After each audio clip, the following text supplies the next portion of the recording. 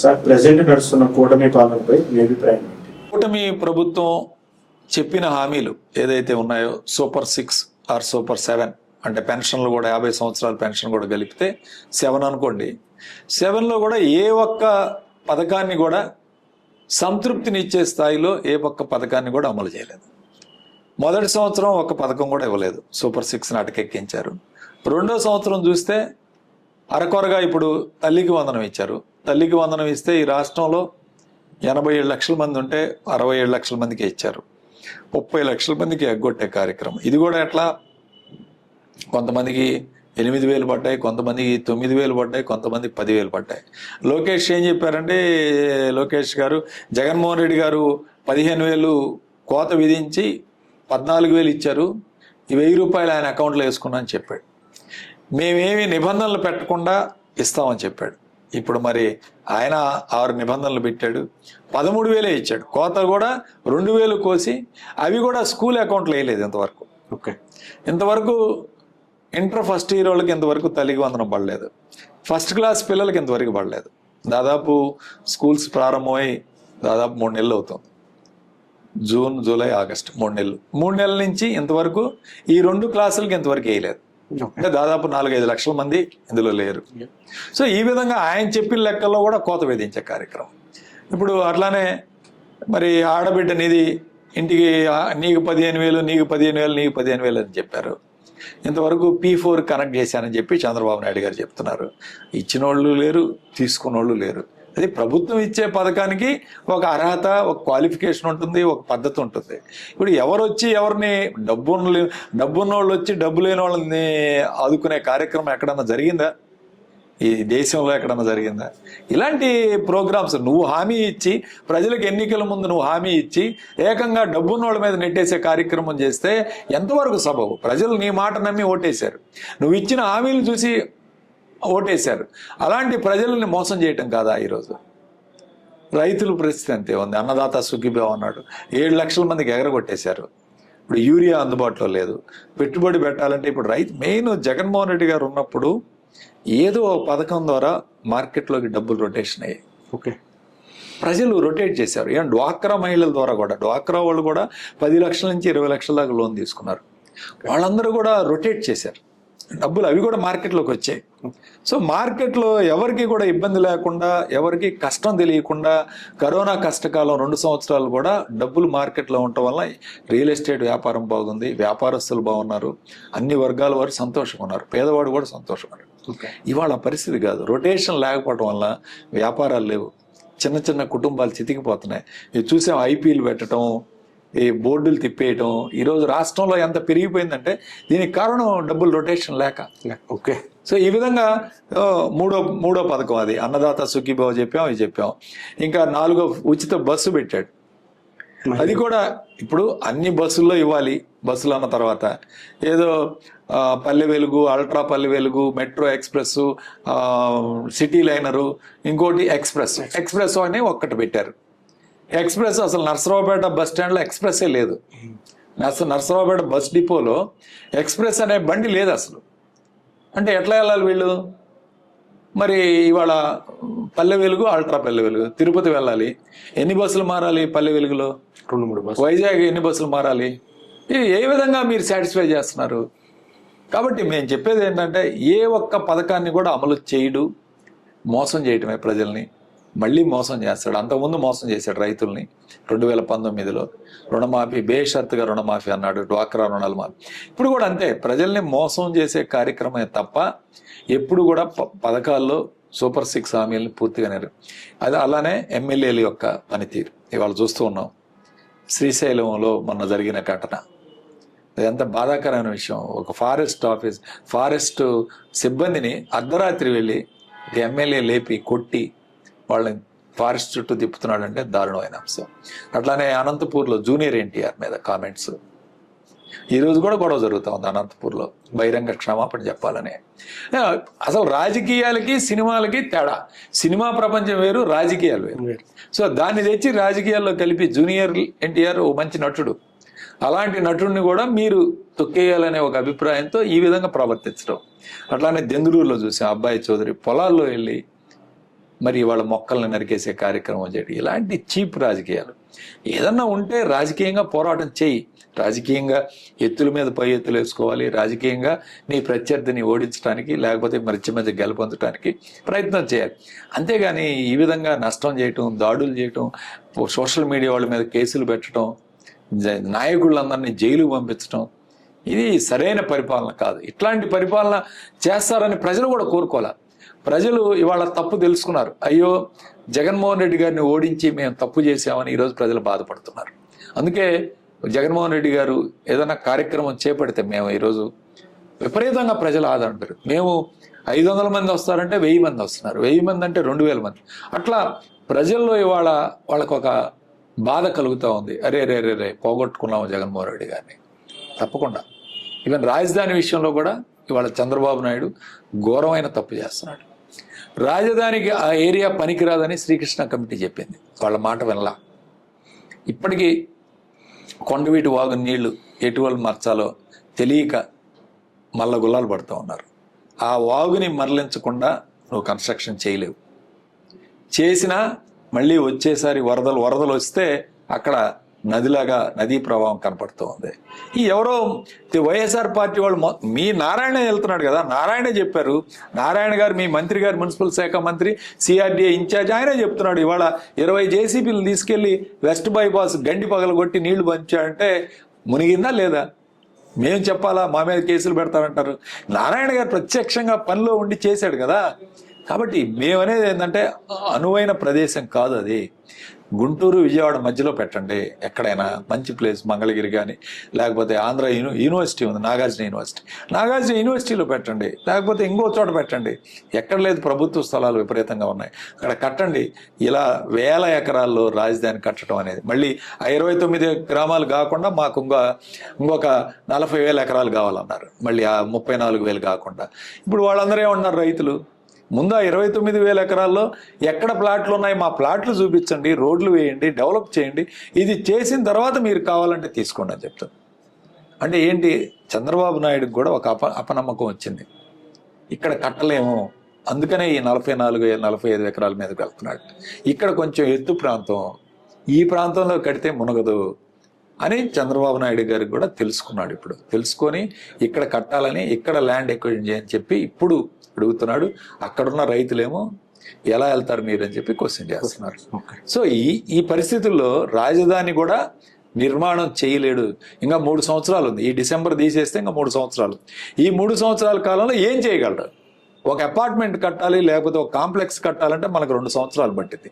అలాంటిది ఇన్ని 1000 ఎకరాలు, 34,000 ఎకరాల్లో రాజధాని కట్టాలంటే 3 సంవత్సరాల సమయం సరిపోతుందా? ఆయనకి 76 సంవత్సరాలు వచ్చాయి, ఇంకొక 80 సంవత్సరాలు అవుద్ది. ఇక ఎప్పుడు ఆయన కడతాడు? ఎప్పుడైతే మేం కాదు, రాజధాని రైతులు ఎవరైతే భూములు ఇచ్చారో వాళ్ళ యొక్క ఆవేదన వీడియోల ద్వారా వింటే సోషల్ మీడియాలో వాళ్ళు చూపిస్తున్నారు. ఓకే సార్, మీరు ఇప్పుడు మీ ఆపోజిట్ పార్టీ మెంబర్స్ ఉన్నారు కదా, ఎమ్మెల్యేస్ కానీ లేకపోతే మిగతా పార్టీ కానీ, వాళ్ళతో మీకు జనరల్గా రిలేషన్షిప్ ఎలా ఉంటుంది సార్? అంటే ఎలక్షన్స్ అప్పుడు వచ్చేసరికి వైరం ఉంటుంది, అది ఓన్లీ ఆ రోజు మాత్రం వరకే, లేకపోతే మిగతా టైంలో కూడా కొనసాగుతుంది? పల్నాడు ప్రాంతం అంటే మీకు తెలియంది ఏముంది, పౌరుషాల గడ్డ, పౌరుషాల పురిటి గడ్డ ఈ పల్నాడు. సో పల్నాడులో జనరల్గా వైరం కొనసాగిద్ది 5 సంవత్సరాలు. అదే వాళ్ళు మా మీద చేస్తారు. ఇప్పుడు నేను గుడ్ మార్నింగ్ నర్సరావుపేట అనే కార్యక్రమం పెట్టాను, ఇప్పుడు 5 వారాల నుంచి చేస్తా ఉన్నాం, బ్రహ్మాండమైన స్పందన వస్తూ ఉంది. ఈ కార్యక్రమం ఆపాలని మా మీద కేసులు పెట్టారు. పోయిన వారమే 16 మంది మీద కేసులు పెట్టారు. ఏది ఒక చిన్న కారణం చూపించి మా అందరి మీద కేసులు పెట్టారు. కేసులు పెట్టినా నేను ఒకటే చెప్పాను, కేసులు పెట్టినా భయపడం. ఈ కార్యక్రమం జరిగింది, పోయిన ఆదివారం కేసులు పెట్టారు, ఈరోజు ఆదివారం మళ్ళీ కార్యక్రమం చేశాం, భయపడం. ఇంకా ఎక్కువ మంది వచ్చారు, ఇవాళ స్పందన చూస్తే ఇంకా పెద్ద ఎత్తున వచ్చారు. కాబట్టి ఎవరికి భయపడేది లేదు, వాళ్ళు ఎలాంటి కార్యక్రమాలు చేస్తారు, మేము చేసే కార్యక్రమాలు మేము చేస్తాం. ఓకే సార్, ఒకవేళ నెక్స్ట్ మళ్ళీ వైఎస్ఆర్సీపీ కనుక అధికారంలోకి వచ్చి మీరు ఎమ్మెల్యే మళ్ళీ మంత్రి అయితే ఈ నర్సరావుపేట ప్రజలకి మీరు ఏం హామీ ఇస్తారు? ఖచ్చితంగా ట్రాఫిక్ సమస్య చాలా పెద్ద ఎత్తున ఉంది, రోడ్లు వైడనింగ్ చేయాలి, నర్సరావుపేటని ఇంకా బాగా తీర్చిదిద్దాలి, ఈ యొక్క ఇన్ఫ్రాస్ట్రక్చర్ కానీ ఇంకా ఇలాంటివన్నీ కూడా డెవలప్ చేయాలి. ఇంకా అనేక కార్యక్రమాలు, ఒక ఆటో నగర్ తీసుకురావాలని కోరుకుంటా ఉన్నాం. ఆటో నగర్ కానీ అట్లానే ఇండస్ట్రియల్ పార్క్ తప్పకుండా ఇక్కడ తీసుకురావాలి. ఈ ఏరియాలో ఇండస్ట్రీస్ ఎక్కువ అంతా వ్యవసాయం మీద బతుకుతారు. ఇండస్ట్రియల్ ఇన్సెంటివ్స్ ఇచ్చి వాళ్ళకి ల్యాండ్ లాంటివి డెవలప్మెంట్ చేసి ఇచ్చి అలాంటి ఇండస్ట్రీస్ తీసుకొచ్చి ఇక్కడ కూడా పెద్ద ఎత్తున నర్సరావుపేటలో మనం అభివృద్ధి చేసుకోవాలని చెప్పి మనస్ఫూర్తిగా కోరుకుంటున్నాను. ఓకే సార్, ప్రస్తుతం నడుస్తున్న రాజకీయాల్లో ఎలాంటి మార్పులు రావాలని మీరు కోరుకుంటున్నారు? వ్యక్తిగత దాడులు, పర్సనల్ అటాక్స్ రాజకీయాల్లో ఉండకూడదు. ఎవరైనా సరే, ఏ పార్టీ అయినా సరే రాజకీయంగా మాట్లాడచ్చు, అంతేగాని పర్సనల్గా టార్గెట్ చేయటం, పర్సనల్గా వాళ్ళని భౌతిక దాడులు చేయటం, లేకపోతే ఏదో తప్పు పెట్టి కేసులు పెట్టి లోపల పెట్టడం, ఇలాంటి కల్చర్ పోవాలి. అట్లానే క్యాస్ట్ పాలిటిక్స్ తగ్గాలి. ఆంధ్రప్రదేశ్ అంటే ఇక ఏ పార్టీ అధికారంలో ఉంటే ఆ పార్టీ వాళ్ళకే మేలు జరిగింది, మిగిలిన వాళ్ళకి జరగదనే ఒక నమ్మకం వచ్చింది. కాబట్టి మనకి ఇండస్ట్రియలిస్ట్ రావాలన్నా వాళ్ళు రావట్లేదు. ఈరోజు ఎందుకు రావట్లేదంటే ఆంధ్రప్రదేశ్ మళ్ళీ గవర్నమెంట్ మారంలోనే మళ్ళీ మాకు మంచి జరగదేమో అనే ఒక భయం, ఒక ఆందోళన ఉంది. సో అలాంటి వాతావరణం పోయి మనం డెవలప్మెంట్, ఈరోజు తెలంగాణలో అలాంటి వాతావరణం లేదు, హైదరాబాద్లో అలాంటి వాతావరణం. సో అలాగా మనం కూడా ఆ వాతావరణం తీసుకొచ్చి రాజకీయాల్లో ఏ పార్టీ వచ్చినా ఇండస్ట్రియల్ జోలు పోకూడదు, న్యూట్రల్ పీపుల్ జోలు పోకూడదు. ఏదన్నా తప్పు చేస్తే శిక్షించాలి, కానీ తప్పు చేయని వాడిని కూడా లోపల పెట్టి వాడిని కూడా టార్చర్ పెట్టి కేసులు పెడితే వాడు మళ్ళీ వాళ్ళు అధికారంలోకి వచ్చిన తర్వాత మళ్ళీ అదే చేస్తారు, ఇంకా ఎక్కువ చేస్తారు మీకన్నా. సో అలాంటి కార్యక్రమాలు చేయకుండా అందరూ సమానమే. రాజకీయాలు ఎలక్షన్ టైంలో రాజకీయాలు ఉండాలి, ఎలక్షన్ అయిపోయిన తర్వాత మనం అందరికీ మేలు చేసే కార్యక్రమం చేయాలని మనస్ఫూర్తి కోరు. ఓకే సార్, ఇప్పుడు మీరు మామూలు పవర్లో ఉన్నప్పుడు అంటే చాలా బిజీగా ఉంటారు, జనాలు వచ్చి కలుస్తూ ఉంటారు, వాళ్ళకి సమస్యలు తీరుస్తూ ఉంటారు. ఇప్పుడు పవర్లో లేదు. ఇప్పుడు అసలు మీ రోజు ఎలా గడుస్తుంది సార్? మార్నింగ్ ఒక 1 అవర్ వాకింగ్ చేస్తానండి, ఎర్లీ మార్నింగ్ డైలీ వాకింగ్ చేసుకుంటాను. తర్వాత హాస్పిటల్లో ఆపరేషన్లు కానీ హాస్పిటల్ వర్క్, మధ్యాహ్నం వరకు పేషెంట్స్ చూసుకుంటాను. 2-3 వరకు ఓపీలు ఇవన్నీ చూసుకుంటాను. 3 నుంచి పార్టీ కార్యక్రమాలు ఏమైనా ఉంటే పార్టీ కార్యక్రమాలు చేసుకుంటూ ఉంటాను. ఓకే, కంటిన్యూస్గా. సో రెండింటి మధ్య బ్యాలెన్స్ చేసుకుంటూ రెండింటికి ఇబ్బంది లేకుండా చేసుకుంటూ ఉంటాను. ఓకే సార్, నేటి యువత రాజకీయాల్లోకి రావాలంటే మీరు ఇచ్చే సలహా ఏంటి? తప్పకుండా యువత అనేది వాళ్ళు రాజకీయాల్లోకి రావాలి, మీలాంటి వాళ్ళు రావాలి, వచ్చి ఈ రాజకీయాల్ని క్లీన్ చేయాలి. అంటే ఇప్పుడున్న వాతావరణం పోగొట్టి కరప్షను ఇలాంటివి లేకుండా ఒక మంచి పరిపాలన అందించే కార్యక్రమం మెయిన్. అట్లానే ఎలక్షన్లో కూడా డబ్బులు ఖర్చు కార్యక్రమం. ఇప్పుడు 40 కోట్లు, 50 కోట్లు, 100 కోట్లు ఖర్చు పెట్టిన వాళ్ళు రేపు వచ్చి రాజకీయాలు చేయాలంటే చాలా ఇబ్బందికరమైన పరిస్థితి. అది మనం పోగొట్టగలిగినాడే రాజకీయాలు బాగుంటాయి, కొత్త వాళ్ళకి అవకాశం ఉంటుంది, మంచి వాళ్ళు వస్తారు. సో అలాంటి వాళ్ళు రావాలి, మంచి వాళ్ళు రావాలి, రాజకీయాల్లో క్లీన్ చేయాలి వాతావరణాన్ని అని చెప్పి భావిస్తాం. సార్, మీరు ఈ రాజకీయాల్లోకి వచ్చి లాభపడ్డారా, నష్టపోయారా? అసలు ఈ రాజకీయం మీకు ఏం నేర్పించింది? అంటే జీవితంలో చాలా పాఠాలు నేర్చుకుంటాం. రాజకీయాలు ఒక పాఠం అని చెప్పలేవు, చాలా ఉంటాయి. సో మనం అది జాగ్రత్తగా ఉండాలి. రాజకీయాల్లో నమ్మినా తప్పు చేసిన, నమ్మినా పూర్తిగా నమ్మకూడదు, అట్లా నమ్మకుండా ఉండకూడదు. సో అందరినీ కూడా జాగ్రత్తగా ఉండి మనం జాగ్రత్తగా డీల్ చేసుకుంటూ పోవాల్సిందే, కానీ ఎవరి మీద పూర్తిగా భరోసా వేసి మనం నమ్మి రాజకీయాలు చేయకూడదు. అందరినీ నమ్మినట్టు ఉండాలి, బట్ మన పని మనం చేసుకుంటూ ఉండాలి. ఓకే, ఖాళీ సమయం దొరికితే మీరు ఏం చేస్తారు? సమయం దొరికితే టీవీ చూస్తాను. నాకు స్పోర్ట్స్ అంటే బాగా ఇంట్రెస్ట్. అలా అన్ని స్పోర్ట్స్ ప్రోగ్రామ్స్ అన్నీ చూస్తూ ఉంటాను. టెన్నిస్ కానీ, క్రికెట్ కానీ, అన్ని ఒలింపిక్స్, ఏషియన్ గేమ్స్ ఇలాంటివన్నీ బాగా ఫాలో అవుతాను. ఫుట్బాల్, యూరోపియన్ ప్రీమియర్ లీగ్ అన్నీ ఫాలో అవుతాను. లా లీగా అన్నీ ఫాలో అవుతాను. సార్, మీపై వచ్చిన విమర్శల్లో మీకు బాధగా కలిసిన విమర్శలు ఏంటి? అంటే ఇది ఈ తప్పు చేయకపోయినా సరే నా మీద వేసి నా నిన్న మొప్పి ప్రజలు ఇలా తప్పుడుగా తీసుకెళ్తున్నారు, ఏది మీకు బాగా బాధాకరం? మా కుటుంబం మీద కొన్ని ఆరోపణలు చేశారు, అవి చాలా బాధాకరమైన విషయం. అలాంటి ఆరోపణలు చేసినప్పుడు నిజంగా బాధేస్తుంది. రాజకీయాలు నేనున్నాను, నా మీద ఏదైనా ఆరోపణలు చేసుకున్నా నేను బాధపడను. సో రాజకీయాల్లోకి వచ్చాం కాబట్టి జనరల్గా రాళ్ళు వేస్తారు, పూలు వేస్తారు, కాబట్టి అది యాక్సెప్ట్ చేసే వస్తాం. కానీ కుటుంబ సభ్యులు వాళ్ళ ప్రమేయం లేకుండా, లేకపోతే వాళ్ళు ఏ తప్పు చేయకుండా వాళ్ళ మీద నింద వేసినప్పుడు బాధాకరమైన విషయం. అలాంటి తప్పులు జరిగినప్పుడు బాధపడతాం.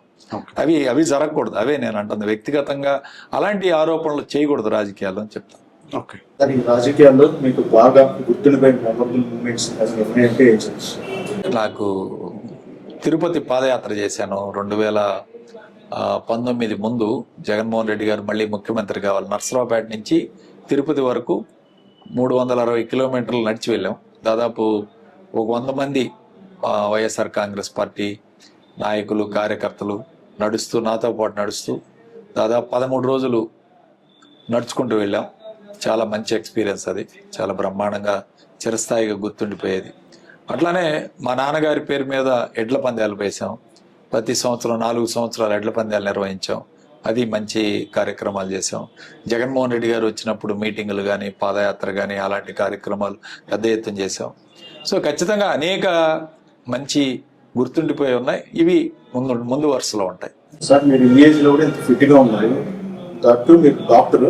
సో మీరు అసలు ఎట్లాంటి ఫుడ్ తీసుకుంటారు? అంటే యాక్చువల్గా మనం ఎక్సర్సైజ్ కంపల్సరీగా ఉండాలండి. రోజు 45 minutes to 1 hour అట్లీస్ట్ వారానికి 3 సార్లు వాకింగ్ కానీ, ఏదో ఒకటి గేమ్ కానీ, ఎక్సర్సైజ్ ఉండాలి. రెండోది డైట్ విషయానికి వస్తే కార్బోహైడ్రేట్స్ తక్కువ తినాలి. రైస్ ఇలాంటి ఐటమ్స్ తక్కువ తిని ప్రోటీన్స్ ఎక్కువ తీసుకోవాలి. ప్రోటీన్స్, ఆకుకూరలు ఇలాంటివి ఎక్కువ తీసుకుంటే మన ఆరోగ్యానికి మంచిది. సో డ్రై ఫ్రూట్స్ కానీ, ఫ్రూట్స్ కానీ, పండ్లు, ఆకుకూరలు ఇలాంటి ప్రోటీన్స్ ఎక్కువ. ఎగ్గు, చికెన్, మటన్ తినవచ్చు, అవేం తప్పేం లేదు వాటి వల్ల ఎక్కువ తీసుకోవడం వల్ల. కానీ రైస్ అనేది మనకి నష్టం జరుగుతుంది ఎక్కువ రైస్ వల్ల. ఓకే, మన స్టేపుల్ ఫుడ్ రైస్, కానీ రైస్ తినటం వల్ల ఎక్కువగా ఇప్పుడు డయాబెటిక్ పేషెంట్స్ ఎక్కువ మంది రావటం, గ్లైసిమిక్ ఇండెక్స్ ఎక్కువ ఉంటుంది రైస్లో. కాబట్టి రైస్ అనేది తక్కువ అవాయిడ్ చేయాలి, వీలున్నంత వరకు అవాయిడ్ చేస్తే మంచిది, అది ఆరోగ్యానికి మంచిది. ఓకే, ఫైనల్ గా నెక్స్ట్ ఈ రాజకీయ కెరీర్లో మీ గోల్స్ అంటూ ఇంకేమైనా ఉన్నాయా? ఈసారి 2029లో మళ్ళీ జగన్మోహన్ రెడ్డి గారిని ముఖ్యమంత్రి చేయాలి, వైఎస్ఆర్ కాంగ్రెస్ పార్టీని గెలిపించాలి. ఈ పార్లమెంట్ సెగ్మెంట్లో 7 అసెంబ్లీ నియోజకవర్గాలు, పార్లమెంటు స్థానం కూడా మళ్ళీ వైఎస్ఆర్ కాంగ్రెస్ పార్టీ గెలవాలని చెప్పి మనస్ఫూర్తి కోరుకుంటూ ఉన్నాను. సార్, ఫైనల్ గా నర్సరావుపేట ప్రజలకి మీరేం చెప్పదలుచుకున్నారు? నర్సరావుపేట ప్రజలు మంచివాళ్ళు, చాలా మంచివాళ్ళు. ప్రతిదీ కూడా సూక్ష్మంగా ప్రతి విషయాన్ని కూడా అర్థం చేసుకుంటారు. వాళ్ళకి అన్నీ తెలుసు. ఎవరికి ప్రజలకి మనం ఏదో తెలియదు అని అనుకోవడానికి లేదు. మంచిగా ద్వేషాలు, పగలు, కక్షలు, కారుణ్యాలు ఇలాంటివి మనం పక్కన పెట్టి స్నేహభావంతో అందరం కూడా కలిసిమెలిసి ఉండాలి. అది మనం నర్సరావుపేటను అభివృద్ధి చేసుకోవాలి. క్లీన్ అండ్ గ్రీన్, నర్సరావుపేటను క్లీన్గా ఉంచాలి, ఒక గ్రీన్ సిటీగా మనం డెవలప్ చేసుకోవాలని నా యొక్క ఆకాంక్ష. ఓకే.